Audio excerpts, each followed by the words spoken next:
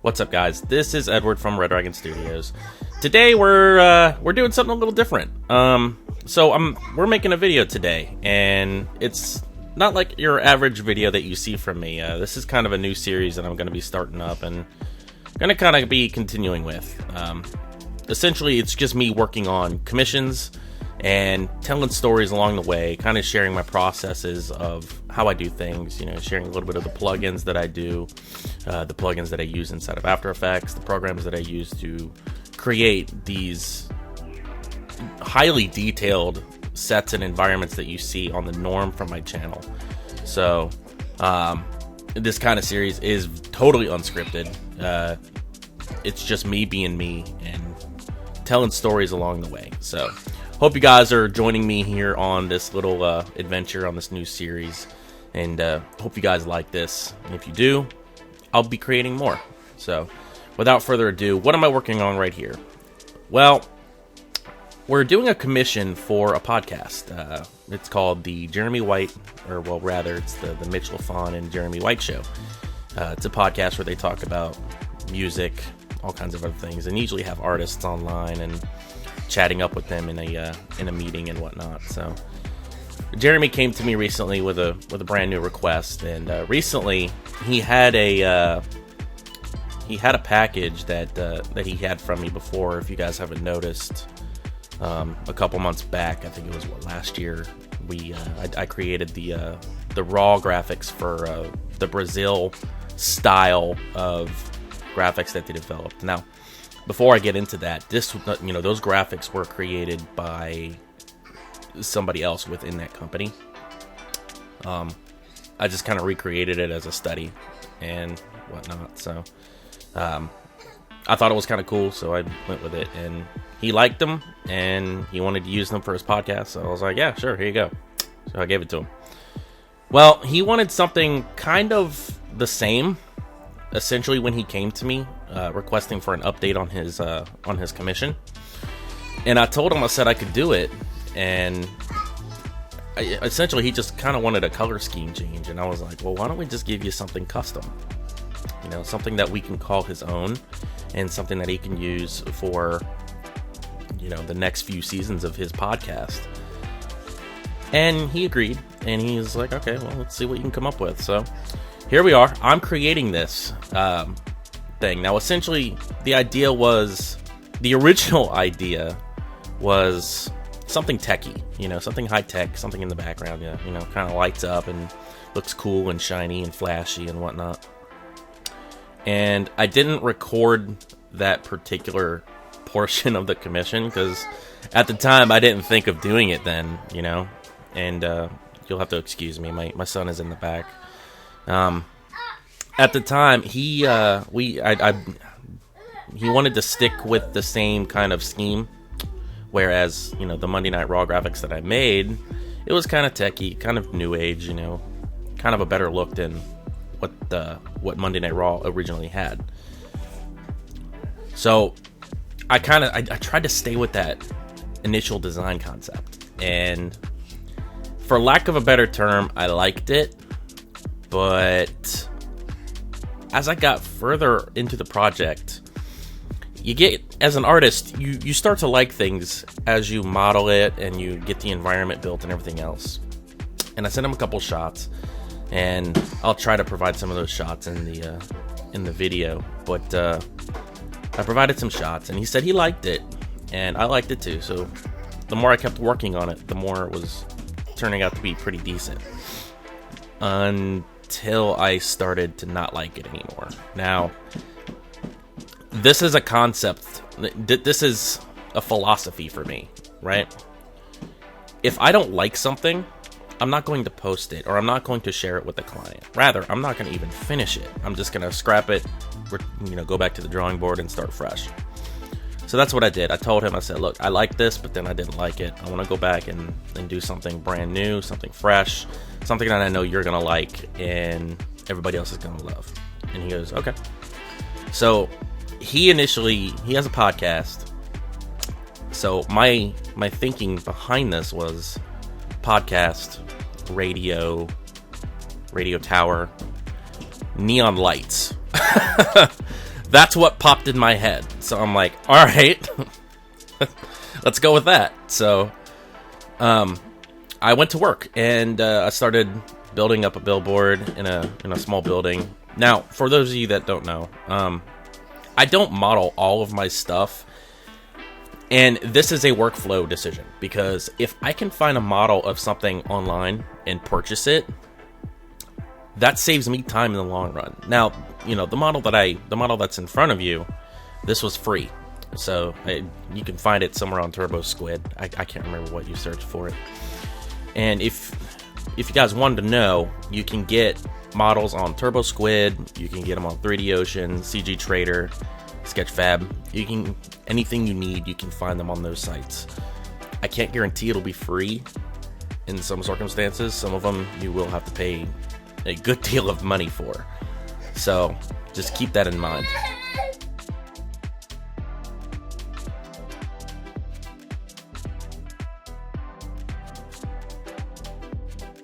Now what you see me doing here is you see there's only like a nice portion of a building pretty much being modeled and edged out and whatnot, right?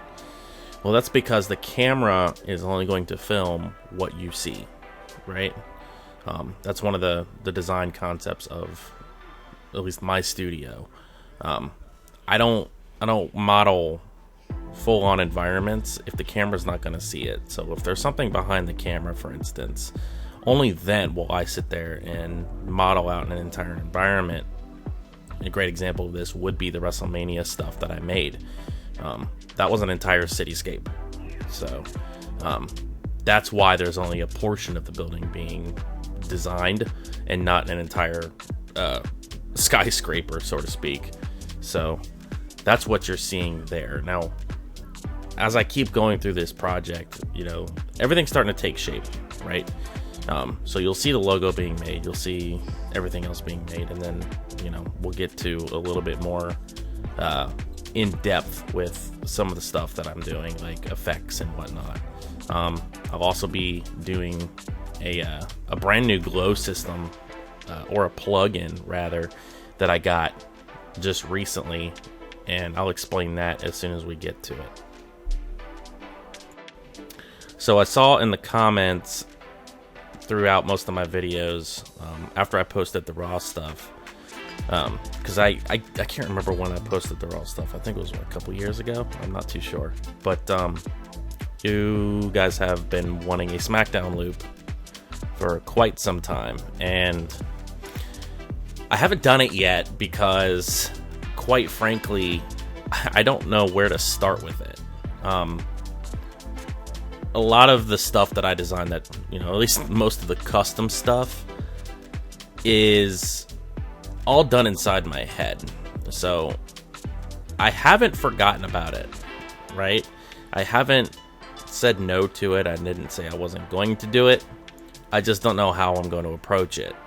So until I come up with some kind of an idea of how I want to tackle that project, I have kind of stayed quiet about it, and I apologize for that. But I'm not going to make something that I don't have a concept on, you know. Could I do the current package? Yes. Could I do the previous one? Yes. But I want to keep that same tradition going, where if I made something custom for Monday Night Raw, I want to make something custom for SmackDown too. And I just haven't gotten around to figuring out what I want to do with it yet. So your comments are being heard, they're being read, and I am listening, guys. I need a little bit of time to figure out how I'm going to approach it, and then I'll start it.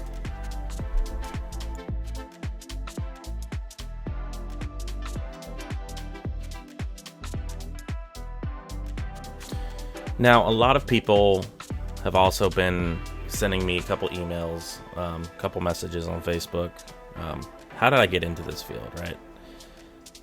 Well, it's a long story. I can start at the beginning here and just kind of talk about what drove me to get into this field of work, and wanting to take it on as a career opportunity. For starters, where would I start with this, right? I want to say it was back during the Attitude Era when I was watching WWE, and back then it was WWF at the time. I got into it around the time of WrestleMania 15, I think, that I made that choice of, hey, I want to do that when I grow up, you know? WrestleMania 15, I was around, I think I was 7, 8 years old at the time. So I didn't know exactly anything about working, you know. I was still a kid, you know, young and dumb, you know. You always had that philosophy of, hey, I want to be rich and famous one day, or I want to be a fireman or a policeman, you know, because that's everybody's dream, you know, to do something right in the world. For me, it was different, and I want to say it comes from my mother's side. She's more artistic in the family, so I got that from her. But to kind of fast forward it, because it's a long story, right? I decided to take this on as a career choice right after high school. You know, I got out of high school and I said, look, we don't have the money to put me through college to do this and get the education required to learn this stuff. So what if I just get the programs and learn it on my own? And that's what I did, you know.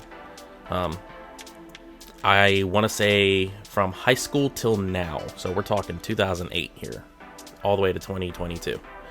I think it's 14 years, I believe, that I've been doing this, with only actual 4 years of experience. So, and when I say 4 years of experience, I'm talking industry experience, right?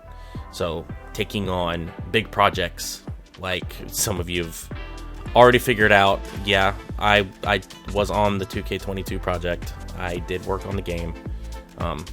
We'll get into that probably in another video. There is so much to talk about with that. I will leave it with, I had a lot of fun doing it, and I hope the opportunity comes up to do it again very, very soon. But more on that maybe in another video. I kind of want to dedicate that whole entire story to another video on its own. So to be continued on that one. But that's the kind of industry experience I'm talking about, you know, just contracted work, you know. And yes, there is the regular commission work, you know, like Jeremy White's podcast and Fight Sports, all that. There's that, you know, that counts as experience too, you know. But me being a small business owner, that's more or less self-experience, you know. I taught all of this by myself, you know, and I'm still learning new stuff every day. So if you're watching the video and you see me make a mistake, feel free to call me out on it. You know, give me pointers, how I can make it better, how I can improve my workflow. I'm always open to improving, you know, open to doing better. Just keep it positive, you know, nothing negative, you know. We want to keep it positive here. So anything that could help and could help me get better in the field, get me better in experience, I would greatly appreciate it. So I'm going to pause right here because I got to talk about the fact that we're almost 14 minutes into this video. And if you're still with me after 14 minutes, I think I've grabbed your attention enough to deserve a like or even a subscribe on my channel, okay? It's kind of a shameless plug, I know, but I've also noticed that like 80% of the people that watch my videos aren't even subscribed. So if you're watching this and you're being entertained by me just talking to you, I think I've earned your subscribe at this point and possibly a like, okay? That's all I'm asking. It helps the algorithm. It helps me get out there and get more exposed better to actually finding potential clients and or, you know, new customers for my business. So anything will help. So if you haven't already, hit that subscribe button. If you like the video, feel free to like it, you know. I would greatly appreciate it.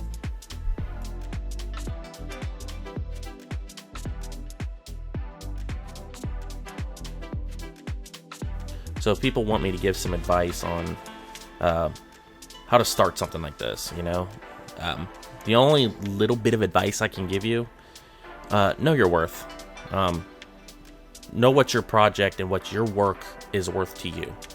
Okay? Only then will clients and possibly employers take you seriously. Okay? For me, this took 14 years to perfect my craft, and I'm still perfecting my craft today. You know, as time goes on, there's new tech out there, there's new systems, new programs. Everything gets better every single day, so you're constantly learning. Okay, but at the end of the day, know what you're worth to your customer. Okay, don't take a project on if there's not a lot of money to be made there. You know, you have to be firm on your prices. Okay, I'm not going to discuss my prices or my rates because that's kind of a personal thing. That's a business secret that I'm going to keep to myself, and I only tell my clients. So keep that in mind.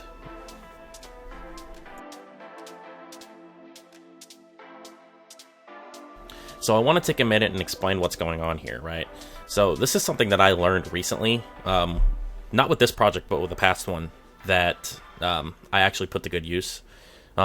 It's creating masks inside of Element 3D. I believe I talked about it in my top 5 tutorial, which wasn't even a tutorial, it's just the top 5. But essentially, inside of Element 3D, you can set specific animations to specific layers, right? So what I'm doing is I'm creating a mask for the neon light for the on-air portion of this design to where it kind of flickers on a certain portion of the logo for on-air, right?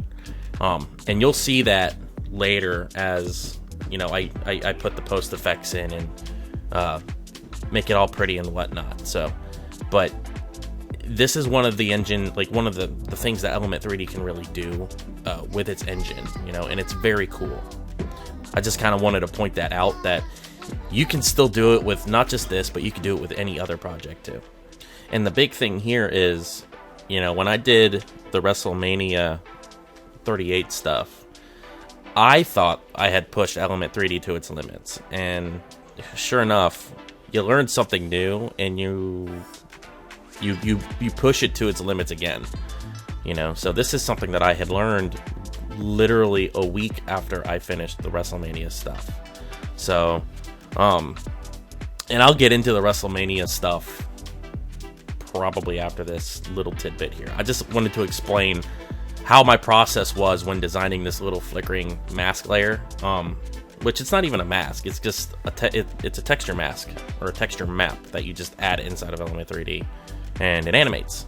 So, and it's all procedural, so if you need to make a change to it, you can just go straight into the composition itself, make a change, and it changes in real time. So that wasn't on that. I just wanted to explain this really cool moment that I had. It was like an aha moment, you know. It was really, really cool.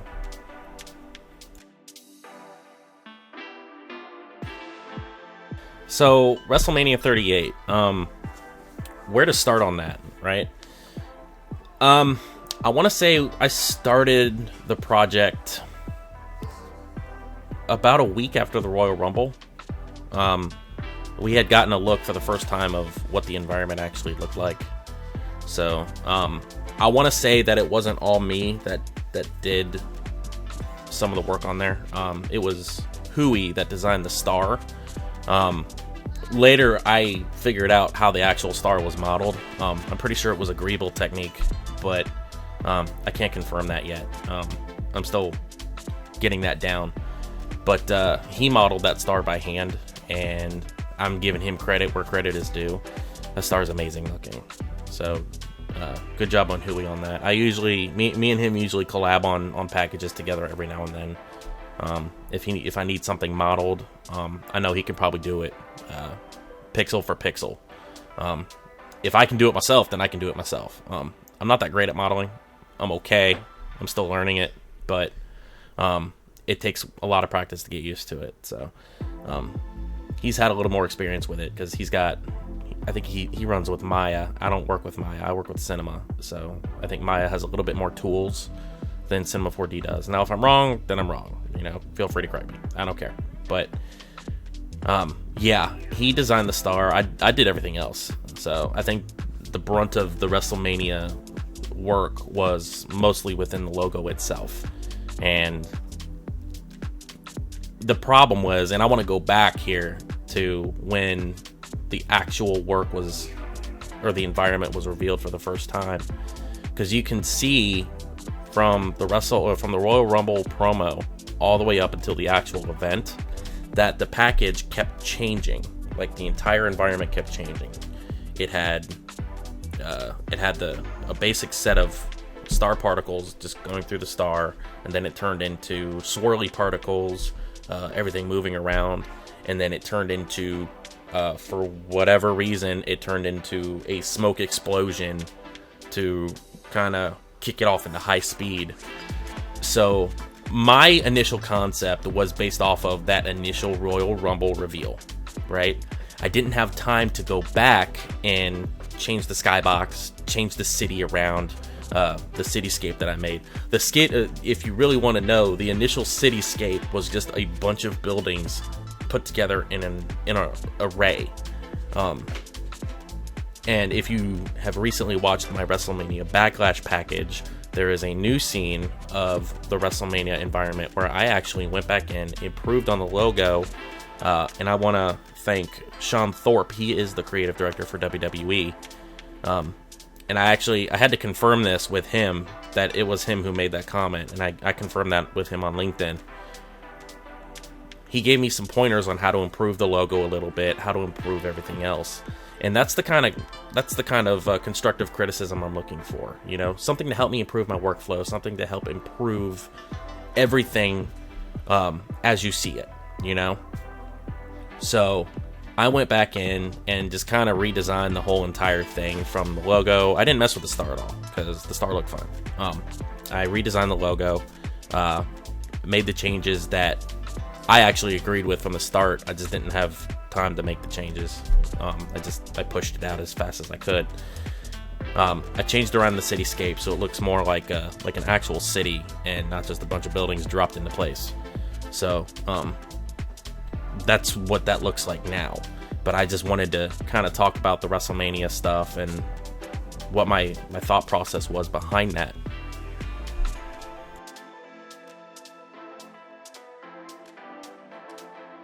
So we're kind of nearing the end of this video here, right?